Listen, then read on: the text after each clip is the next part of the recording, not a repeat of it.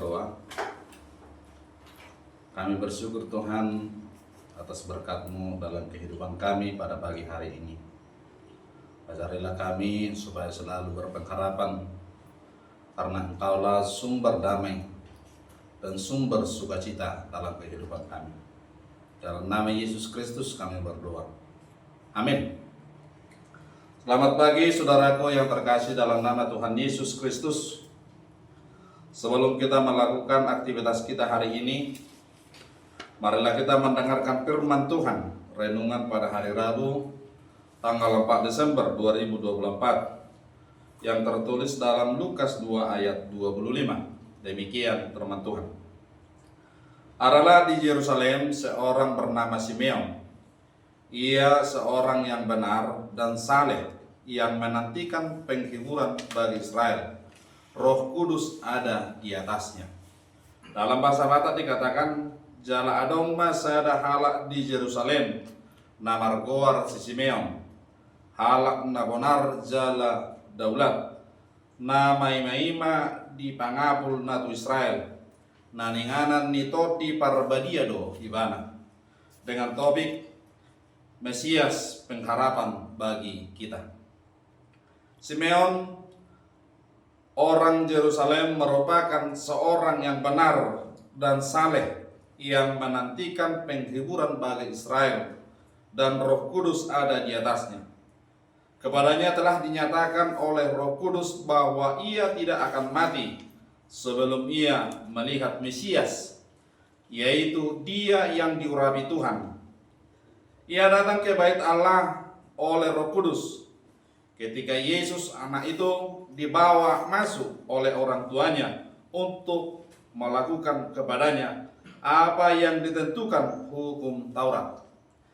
Ia menyambut anak itu dan menggendongnya sambil memuji Allah. Katanya, "Sekarang Tuhan, biarlah hamba-Mu ini pergi dalam damai sejahtera, sesuai dengan firman-Mu, sebab mataku telah melihat keselamatan yang daripada-Mu, yang telah Engkau sediakan di hadapan segala bangsa, yaitu terang yang menyatakan kehendak-Mu bagi bangsa-bangsa lain, dan menjadi kemuliaan bagi umat-Mu Israel."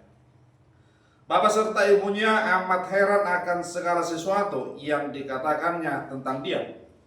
Lalu Simeon memberkati mereka dan berkata kepada Maria, ibu anak itu, "Sesungguhnya anak ini ditentukan untuk menjatuhkan atau membangkitkan banyak orang di Israel, dan untuk menjadi suatu tanda yang menimbulkan perbantahan, dan suatu pedang akan menembus jiwamu sendiri, supaya menjadi nyata pikiran hati banyak orang."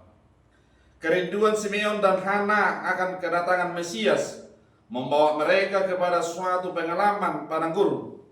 Bapa surgawi juga mengkehendaki agar hal serupa terjadi pada diri kita, bukan untuk membuat kita jatuh ke dalam depresi, tetapi untuk membawa kita kepada kebebasan yang lebih besar.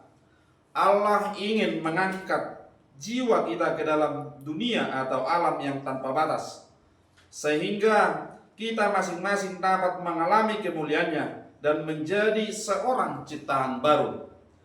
Dia rindu sekali untuk membersihkan diri kita dari dosa dan memenuhinya dengan segala hal yang baik.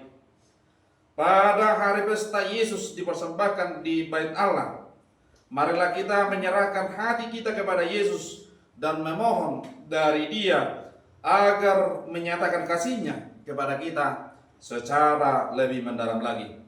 Inilah yang luar biasa dari Simeon. Begitu dia melihat bayi Yesus, Simeon langsung menggendongnya dan memuji Tuhan. Tidak sedikit pun terlintas keraguan di benaknya. Betapa beruntungnya Simeon mendapatkan kesempatan menggendong Sang Juru Selamat. Simeon begitu mempercayai nubuatan tersebut. Bahkan Simeon tidak membutuhkan sedikit pun bukti atau tanda ajaib untuk percaya kepada Yesus adalah Mesias yang selama ini dinantikan, yang membawa pengharapan besar bagi dunia. Apakah kita menyadari bahwa Yesus adalah pengharapan bagi kita dan dunia ini? Setelah begitu banyak bukti yang terjadi dalam kehidupan kita, Masihkah kita meragukan bahwa Yesus adalah sumber pengharapan, sumber damai, sumber sukacita bagi hidup kita? Jika kita mempercayainya, maka marilah kita tinggal semakin dalam bersama Yesus dan berjalan semakin jauh bersama Dia yang selalu memberikan kita kekuatan dan pengharapan. Simeon hanya sempat menggendong Yesus, tetapi kini Yesus tinggal menetap di dalam hati kita. Bukankah itu sesuatu yang jauh lebih luar biasa? Karena itu, berimanlah seperti Simeon yang berbahagia setelah berjumpa dengan Yesus. Demikian sapaan firman Tuhan. Tuhan